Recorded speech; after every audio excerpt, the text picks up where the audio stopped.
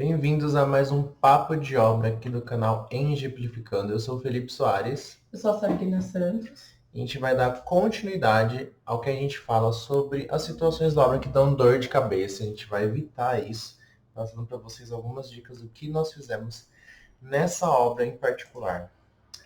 No episódio anterior a gente falou sobre escavação de piscina, De Bálvara também. pilar, forma de pilar, o balde de emergência estava pronto. Então aqui a gente tem uma fotinho, impermeabilização. Aqui é a foto do último papo de obra que a gente fez. Então aqui a gente fez a escavação da piscina, que é o item importante para a gente fazer antes de começar completamente a obra, para você ter um espaço para entrar a máquina. Senão você tem pilar e a máquina não entra. A gente falou isso no último. O último assunto que a gente falou foi esse. E agora a gente vai falar sobre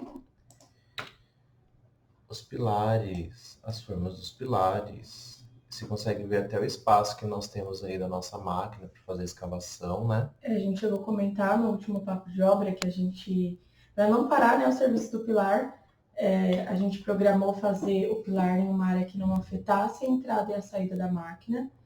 E aí foi feito um serviço simultâneo. Então, enquanto eles estavam escavando a piscina, nós estávamos fazendo a forma dos pilares. E aí é uma forma de você conseguir seguir o seu cronograma sem ter que parar uma atividade para começar outra. Mas se caso a gente tivesse começado esses pilares por outra parte, não seria possível porque a máquina não entraria. Então, são duas atividades totalmente distintas, né? Fazendo uma forma e escavando com a máquina, mas que você precisa pensar e ligar as duas para fazer de forma que você não tenha dor de cabeça com a entrada e a saída dessa máquina. A gente sempre fala, né? Essa parte do canteiro de obra, a gente até comentou em algum papo de obra aqui, que é justamente a disciplina de você saber como gerir um canteiro de obra. Não é apenas você contar com a boa vontade dos funcionários que estão lá para separar material, para deixar espaço, porque isso é papel do gerenciamento, isso é papel nosso de olhar e analisar o que cabe, em que fase, em que momento da obra cabe os materiais, para você não ficar ali um material prejudicando o outro, atrapalhando o serviço. Também. Então aqui a gente tem as nossas formas que já estão montadas do pilar. E, gente, é muito rápido subir. Quer dizer, se você tem um carpinteiro bom, né? É muito rápido subir essa forma, porque elas são montadas em mini produção, né? Uhum. Eles montam todas essas formas fora, depois só vem em caixa. E principalmente, aí entra uma questão que eu vou dar uma observação aqui. A vantagem de você ter um projeto estrutural onde você tem pilares iguais, vigas iguais. Então, isso traz uma praticidade, uma velocidade, uma facilidade para você conseguir fazer a obra de forma mais rápida. Ah, não, mas vai ser economia, tá? Gente, um pilar, assim, a seção de um pilar de um para o outro, você quase não muda. A fase do pilar é a que menos consome pilar ou a fase do pilar é a que menos consome concreto na hora da concretagem. Aqui a gente usou, acho que um caminhão, teve que dividir ainda. A gente fez um esquema, porque o caminhão são 8 metros cúbicos, então a gente teve que fazer um esquema para chegar, acho que não deu nem meio caminhão. Não lembro, mas não deu nem um caminhão completo isso aqui, que é pouquinha concretagem. Então a gente não tem essa questão de você se preocupar com o volume do concreto. Ah, eu vou economizar concreto no pilar. Não, gente, economiza concreto na viga e nas lajes, que são os panos maiores. Aqui, cada pilar, acho que se eu não me engano, é 0,3 metros cúbicos. É bem. Ó, quer ver? Vou fazer uma continha besta aqui, ó. Vamos usar a calculadora. E aí, assim, aproveitando que ele está falando em produção, né? Em relação à tipologia dessa forma, nós preferimos, ao invés de usar a pinos, que são as tábuas comuns, usar o madeirite. Então, no caso, se você tem os pilares padronizados tanto no primeiro quanto no segundo, ou no térreo quanto no primeiro, você consegue reutilizar esse madeirite. Então, foi um dos motivos que a gente optou por usar o madeirite ao invés da tábua. Esse mesmo madeirite que vocês estão vendo aqui, a gente conseguiu retirar essa forma, né? A gente aplicou desmoldante antes de concretar, então a gente conseguiu retirar com facilidade essa forma, sem danificar. É óbvio que uma ou outra pode acontecer, mas no geral não vai danificar e você vai conseguir usar no pavimento de cima. A gente tem também a situação de que a gente não escolheu o resinado, né? A gente comentou isso anterior. Esse é o madeirite cola branca. O resinado acaba que ele é um preço muito elevado. As coisas estão aumentando, né? Todo mundo aí da construção civil está vendo. E aí o preço X custo-benefício para um pilar que não vai ficar aparente, a gente acabou que indicou não ser o ideal para essa E situação. principalmente porque não vai ficar amostra, né, gente? Então, ó, esses pilares aqui vão ser todos revestidos. Então, não tem estrutura de concreto aparente. Então, você usaria o resinado, porque ele faz um acabamento muito melhor. Só que nessa condição a gente não Resinado é precisa. aquele preto, acho que O naval, naval, né? né? Ó, gente, o volume de um pilar, por exemplo, se a gente usar uma seção de 20 por 40, uma seção normal, digamos assim, por 3,5 de altura, a gente tem 0,28 metros cúbicos. Se a gente fizer uma média de 20 pilares, a gente tem ali uns 5,6. Não chega a dar um caminhão. Não chega a dar um caminhão. Então, esse tipo de concretagem, eu acho que a gente dividiu pelo mínimo de cada caminhão, para a gente não ter o problema, porque vocês vão ver depois, a gente vai explicar um pouquinho da dificuldade que é você fazer a concretagem do pilar. Mas até a gente chegar lá, vamos dar uma olhadinha no avanço aqui da execução das formas, né? E a gente tem um outro item importante. Ó, aqui nós temos o nosso gastalho, que a gente comentou, né, na aula anterior, que é a forma que fica embaixo. Antes de fechar a forma, a gente faz a armação. Aqui são os arranques, que estão lá nos vídeos anteriores, a gente explicou sobre os arranques de todo o bloco de coroamento, que é justamente você manter a continuidade da sua construção, uma homogeneidade, né? Manter ali a linearidade da distribuição de cargas, porque elas vêm lá de cima e vão descendo e você precisa deixar todas elas ligadas. Então aqui você precisa fazer o transpasse. Transpasse segue norma, transpasse leva em consideração o diâmetro da barra que você está utilizando, o tipo da barra que você está utilizando, para você conseguir fazer certinho o transpasse na medida correta, dentro das normas e dentro ali da distribuição dos esforços corretamente. Então aqui a gente tem o nosso primeiro arranque aqui, né, para fazer o pilar, e aí a gente vem e coloca uma armação em cima. Depois disso a gente fecha e faz o travamento. Nesse caso, o travamento tem alguns travamentos com forma, e agora a gente consegue, você consegue ver a diferença, ela está sem o travamento no pilar, certo? Entre um e outro. Agora a gente tem um travamento no pilar, que são justamente essas agulhas, né? Que a gente coloca aqui, ó. Esse material é o material que a gente alugou. Então é um material que ele é alugado por mês, você precisa orçar esse tipo de material, e é um material muito delicado para você tomar conta na obra. Quando você tem uma obra, nesse caso, o cliente também escolheu optar por isso, justamente por conta de devolução, questões de meio ambiente, questão de você não utilizar tanta madeira assim para você gerar resíduos muito grandes, né? Então ele falou, vamos alugar, a gente também concordou com a ideia de alugar as escoras. Aí a escora vem para tudo. Para você fazer esse travamento de pilar, para fazer travamento de viga, fazer escoramento, cimbramento, né, que são aquelas formas para segurar as vigas, as lajes, os panos de laje, tudo isso. Mas tudo isso a gente precisa tomar muito cuidado com a integridade dessas peças, porque a gente tem que devolver como a gente recebeu. Uhum. E aí, né, nessa obra em questão, a gente dividiu a entrega dessas escoras por etapa. E aí vocês podem ver que no canto tem alguns andaimes, no canto da imagem tem alguns andaimes.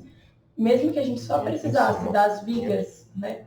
Mesmo que a gente só precisasse das vigas e das agulhas, para completar uma carga e uma entrega que a empresa, né, exigia, nós precisamos pegar também essas peças de andaimes. Então foi uma questão assim que a gente teve que realmente parar, analisar, contar as peças, ver qual seria a necessidade para aquele momento, completar a carga do que não seria necessário. E é o que o Felipe falou, são peças que você precisa tomar cuidado. Você paga por danificar, por sujeira. Então, assim, pela limpeza, né? teve uma concretagem que a gente concretou com o Felipe com a mangueira, lavando. Deixa eu ter a foto aqui da vocês vão dar uma olhada lá. Então, é prático no sentido da obra, né, montar todos os benefícios que o Felipe falou. Mas você precisa tomar cuidado, senão você pode acabar gerando um custo muito maior para o seu cliente e para a sua obra. E aqui a gente tem uma questão também, que é um pouquinho da expertise da pessoa que vai fazer a forma. Geralmente o carpinteiro, ele já tem um domínio sobre as madeiras, então ele consegue fazer o travamento. Mas aí você começa a perceber se o carpinteiro realmente é bom ou não. Com a forma como ele faz o travamento, se ele utiliza ali, que para quem é da engenharia, se você utilizar o travamento no maior momento de inércia da peça, do sarrafo, da tábua, você fala, interessante, então ele está fazendo o travamento correto. Então, essas questões a gente começa a analisar, e aí, para você fazer um escoramento desse, às vezes é muito mais delicado e você também precisa analisar, porque tem projeto, a gente vai mostrar que tem foto de projeto. Mas antes de chegar, a gente vê aqui o buraco da piscina, olha o volume que sai de terra da piscina. A gente consegue ver, ó, tá vendo? Tem até um pilar aqui no cantinho. A importância de você, aqui tá o pilar no cantinho, ó, a importância de você prever a escavação, né, deixar ali o espaço máquina conseguir sair e o volume de terra que sai também, ó, olha isso aqui. A gente falou no vídeo anterior também sobre a importância de você considerar o volume de terra, considerar o corte, o aterro, aquela questão de você calcular o quanto você tira, o quanto que você vai tirar, quanto você corta, quanto você vai aterrar, para você utilizar isso na própria obra, você não ter nenhum prejuízo ou precisar comprar o solo, né? Que é muito mais chato você precisar comprar um solo para sua obra. Então aqui já está. Você vai pagar para devolver, você vai pagar por caminhão de devolução, e aí depois você precisa pagar para comprar novamente essa terra. Então, assim, é totalmente inviável. É uma parte que às vezes a gente não dá tanta atenção, mas que requer bastante conhecimento ali para você fazer da melhor forma.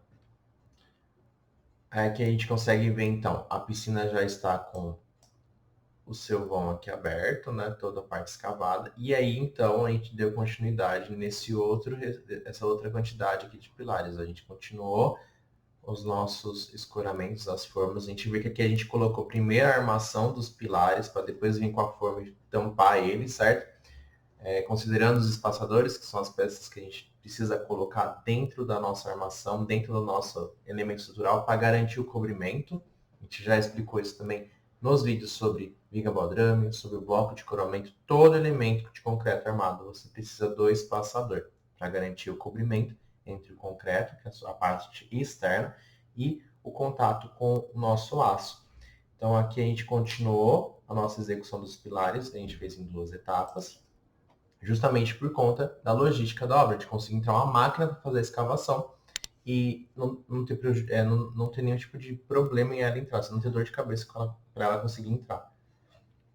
Imagina você andar com uma máquina dentro disso daqui, ó. Você não tem nenhuma condição. Os travamentos dos pilares, a máquina pode esbarrar, pode danificar. Imagina escavar toda aquela piscina na mão, assim. Quantas pessoas vão precisar e quanto tempo não ia levar? Que a opção também é você fazer escavamento. Vamos fazer na mão, então alugar uma máquina muito menor. Só que, gente, se você tem a condição de você fazer logística, né, com gerenciamento, você alinhar todo mundo, que é compatibilizar a logística com o projeto, com a etapa de construção, com o cronograma. Se você consegue alinhar todo mundo, você tem menos trabalho, você tem menos dor de cabeça, porque você aluga diária, meia diária, né, para fazer aquela máquina. O volume, a produtividade dela é muito grande. Então você consegue alinhar essas questões para você trazer mais praticidade para sua obra. E aí a gente começa com os nossos andaimes, né? Esses andaimes a gente aproveitou, né, que completamos a carga e usamos para fazer um apoio na concretagem. Então vocês vão ver que no dia da concretagem os meninos sobem aí para conseguir subir, colocar o mangote, vibrar. Gente, vocês conseguem ver que a gente tem também um travamento. As escoras, né, de travamento, aquela ali. A gente tem o de madeira e a gente tem aqui o de metal, ó. Aqui foi alugado, entendeu? Então, assim, existem as duas opções, certo? E também tem a opção de madeira de você fazer esse nosso travamento com madeira também. Então, assim, você pode fazer tudo de madeira, mas é aquela questão, colocar na ponta do lápis e também você considerar ali todo o descarte dessas madeiras no final da obra, né? Para você reutilizar, enfim. Então, aqui a gente tem todo esse cuidado. E garantir que você vai pegar uma escola de uma empresa com seriedade, que vai tratar com clareza, porque as escolas em si, elas são muito úteis, mas a empresa, a gente teve alguns probleminhas, né, com relação à quantidade. Quando chegou essas peças, a gente conferiu peça por peça, tinha peça que tinha mais de mil unidades, a gente conferiu peça por peça, porque pagaria de forma integral qualquer peça perdida na obra. E aí foi uma questão que a gente teve alguns pontos ali, então é legal você pesquisar bem uma empresa que vai tratar com seriedade, que vai tratar com clareza, para você não ter nenhuma dor de cabeça nessa contratação. Nossa, gente, tem a questão também do transporte de entrega dessa mercadoria. A gente, nesse caso que nós alugamos, além de alugar as escoras, a gente precisou pagar um frete para retirar. E o frete tem peso mínimo, porque se eu não me engano era 6 toneladas, né? Gente, era assim, o total, acho que eu tenho até aqui, deixa eu ver. O total era coisa de 16 toneladas, então a gente teve que dividir em 3 viagens. Eu tenho ela aqui. E aí a gente pagava por viagem. E quando a gente devolveu também essas escoras, nós pegamos uma pessoa responsável por acompanhar o caminhão do frete até a empresa que era proprietária dessas escoras e lá fazer a contagem junto com eles, porque como a gente já recebeu algumas peças com umas quantidades divergentes da nota, nessa devolução a gente queria acompanhá-los e mostrar, contar mesmo peça por peça. Nós fizemos relatórios de entrega, relatório de devolução, fotos com as escolas que a gente recebeu, porque a limpeza, por exemplo, essa empresa a gente não pagaria pela limpeza da peça, a gente pagaria pela peça total. Então a gente já recebeu algumas peças sujas e tivemos que registrar para não ter nenhum problema na hora que a gente fosse devolver, né? Ó, gente, eu achei que o relatório. Ai, que ótimo. Deixa eu ver onde você colocou minha calculadora. Não está bem. Deixa eu fazer com essa. Ó, só para vocês terem noção, aqui essa proposta ela é dividida, ela pega o projeto estrutural, você precisa então ter um projeto estrutural. Uhum. Com o projeto estrutural você manda para a empresa para eles analisarem o quanto de escora será necessário, né? Porque eles fazem um plano de escoramento, eles fazem um projeto, tem projeto de escoramento. Eles precisam enviar esse projeto para você. Para você fazer a montagem, também para eles dimensionarem corretamente aonde vão ficar as escoras. Porque, gente, a estrutura, você não pode sair colocando escola em qualquer lugar. Você precisa entender como que é o funcionamento de uma estrutura, como que é o comportamento dela, como que é também o comportamento na hora que você está trabalhando com a estrutura, certo? Para você conseguir fazer os escoramentos em pontos estratégicos, você colocar alguns planos de concretagem, de forma que você consiga tirar também na sequência certa. Aqui a gente começa a entrar nessa situação com a sequência de escoramento, a sequência de desformas e retirada desses escoramentos, porque a gente tem a reescora e a gente tem o comportamento da estrutura. E isso impacta muito no funcionamento final da edificação. Porque se você tira uma escora numa sequência errada, por exemplo, você tirar as escoras de um balanço é diferente de você tirar as escoras de uma laje biapoiada. Posso estar falando grego aqui, mas mais para frente eu vou mostrar para vocês as situações onde a gente tem balanço e situações onde a gente tem lajes biapoiadas, vigas biapoiadas. A sequência de tirar essas escoras é diferente de um para o outro. Se você tirar de forma errada, você pode criar microfissuras, você pode não ajudar na deformação natural, porque as peças elas vão deformar. Por isso que nós temos no projeto, às vezes contra flecha, que eles ajudam a fazer esses contrabalanços dentro da estrutura para que você não deforme ela tanto. Ela já comporta, ela já considera essa flecha que a estrutura vai ter e já faz ali a consideração para que ela não deforme tanto. Então, isso tudo dentro de uma empresa que só trabalha com essa parte de escoramento é fundamental. Se você vai fazer isso com madeira, você precisa ficar de olho e ter essa noção de como que você faz para fazer o escoramento correto de algumas estruturas específicas. Às vezes, tem carpinteiro que sabe por anos de experiência como ele faz o correto escoramento e a retirada das escoras. Só que você precisa saber se ele sabe. Então, às vezes, dentro da obra, a gente precisa contar ali com a experiência também desses profissionais e você precisa instruí-los. Aí entra o jogo de cintura, você conversar com a equipe, você explicar corretamente para eles, entender se eles entendem da situação, para que você não tenha nenhum problema na sua construção. Porque depois, gente, essas fissuras vão dar dor de cabeça lá no futuro. Eu somei aqui só os andares que eles dividem na proposta, a gente tem 32.800 quilos. Então são 32 toneladas. Então você não vai colocar isso numa Kombi. Uhum. Você precisa alugar um frete. Você precisa específico. um caminhão específico. Ver a disponibilidade desse caminhão, o horário da retirada da escora, aonde que é o local que você está alugando as escoras e a obra para chegar, né? Então você já fala, meu Deus, já vou fazer com madeira. Sem problema algum, você pode fazer com madeira, compra as madeiras. Só que aí a madeira, Por exemplo, nessa empresa que faz as escoras, eles fornecem o projeto e eles fazem as quantidades todas certinho. Quando você vai fazer de madeira, você precisa quantificar essa madeira. Você precisa quantificar os pontaletes que você vai usar, se é pontalete pinos, o tamanho deles correto. Você precisa quantificar os sarrafos, travamentos, tudo isso você precisa quantificar. Se você tem um carpinteiro que ele é muito bom e consegue fazer isso com facilidade, ótimo. Senão você vai ter que fazer na mão e contar com a capacidade da sua equipe da obra de conseguir fazer esse escoramento corretamente, entendeu? Então fica essa dica para você ver a importância de que é a diferença. Você tem uma empresa que só faz escoramentos, né? E uma empresa que você só vende a parte da madeira e você tem aí as duas para você estar comparando. Uhum. Claro que o escoramento em prédios grandes, os escoramentos metálicos, ele é muito mais vantajoso, porque você começa a repetir essas escoras e a madeira você começa a ter a perda, né? Você tem esse problema de que a madeira você não consegue reutilizar ela tantas vezes quanto a metálica. Então fica aí uma observação para vocês. Aqui na obra, gente, sempre tenha o projeto. Aqui o projeto é um pouquinho claro por causa da foto que ficou estourada, mas aqui é o projeto de pilar. Novamente, a importância de você ter o projeto na mão. Aí a gente volta para a questão, né, dos pontos de eixo, de tapume e tudo mais, para a gente conseguir fazer a correta alocação, sem problema, a gente conseguir se identificar na obra. Então, tudo isso a gente precisa levar em consideração. E aí que a gente tem o ponto já para a concretagem. É justamente assim que fica. Essa aqui é a agulha, né? Para a gente fazer o nosso travamento da forma. E aqui dentro está a nossa armação com o arranque para cima. Se você olhar ali, tem o arranque dele, que novamente, na hora que você for fazer a viga, o pilar de cima, a estrutura de cima, você dá continuidade na estrutura. Aqui está com e sem. Isso daqui depois a gente vem, fecha a forma e faz o preparo para a concretagem. E aqui está o projeto, ó. O projeto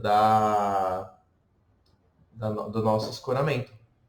Então, olha só a quantidade de escoras, os detalhes, as informações que nós temos, os cortes que eles colocam aqui, ó, para a gente conseguir considerar os escoramentos. Então, às vezes, é um outro projeto que você precisa, além do projeto de forma e de armação. O nosso carpinteiro ele andava com o projeto dos pilares de estrutura e com o da empresa de escoramento, porque tem que andar junto, tem que estar os dois bem alinhados. Porque imagina, você não segue o projeto que a empresa de escoramento te disponibiliza, falta escora e como que você vai trazer, pagar um frete só para trazer algumas escoras, assim, não é viável. Se você não seguir, você vai ter algumas dores de cabeça. Exatamente, porque entra a questão, tudo amarrado, a canteiro de obra com espaço que você tem para armazenar tudo isso, porque são ali as quase 33 mil quilos, né? 33 toneladas de escora. Entre elas você tem dividido diversas peças, então você precisa separar e saber onde estão, dentro do canteiro de obra. Você precisa separar as viagens das entregas dessas escoras. E você precisa saber. O horário. Porque nesse caso a empresa de escoras era lá da Zona Oeste ou Zona Norte? Lembra? Era zona. Enfim, era longe. Sudoeste. Era bem longe. Era São uma Paulo, empresa bem longe em São Paulo. Então, e no condomínio a gente tinha a questão do horário do condomínio. Então a gente tinha que programar um horário que eles retirassem a empresa, toda a logística de quanto tempo eles gastariam para chegar na obra. Quanto tempo era para carregar o caminhão? Para descarregar na obra? Carregar e descarregar. Era 6 horas, né? Quase isso. Não, era 3 horas para carregar. Umas 3 horas para você carregar. Umas 3, 4 horas para descarregar e carregar. Carregar foi até mais fácil, porque você ia jogando só nesse carregar, a gente ia contando. E aí, contava com esse tempo para chegar a tempo, contava com esse tempo para chegar a tempo, do condomínio permitir a entrada desse caminhão e você conseguir ter o tempo para fazer esse descarregamento do caminhão. Então, por exemplo, quando a gente fazia as programações de escola, mobilizava toda a equipe para estar descarregando, porque o frete também não descarrega. Sempre eu ou o Felipe estávamos lá para fazer a contagem de peça por peça. E aí sim você liberava e assinava a nota. Então, assim, demanda tempo e você tem que ficar atento e se programar para fazer da melhor forma possível. A gente imagina se começa a faltar peça, você perde o controle das peças. Isso vai dar problema. Na primeira, assim, foi o caos, porque os meninos iam passando, a gente perdeu a contagem, tinha que voltar e contar de novo. Mas a gente só finalizava quando a gente tinha certeza da quantidade de peça por peça, porque a gente sabia se a gente tivesse recebido uma quantidade menos do que estava na nota fiscal, quando a gente fosse fazer a devolução, iria fazer falta e quem iria pagar seríamos nós. Gente, imagina você devolver tudo isso depois, a empresa fala que ficou faltando 100 peças de uma escora X e você não tem nenhum controle para E você dizer. fala, ué, mas não tá na obra, eu procurei, não tá na obra, ninguém saiu com essa escora. Às vezes você já recebeu faltando, a pessoa que contou lá pode ter perdido a contagem também. Então, assim, tem sempre que conferir, uma, duas, três vezes, quantas vezes necessárias conferir.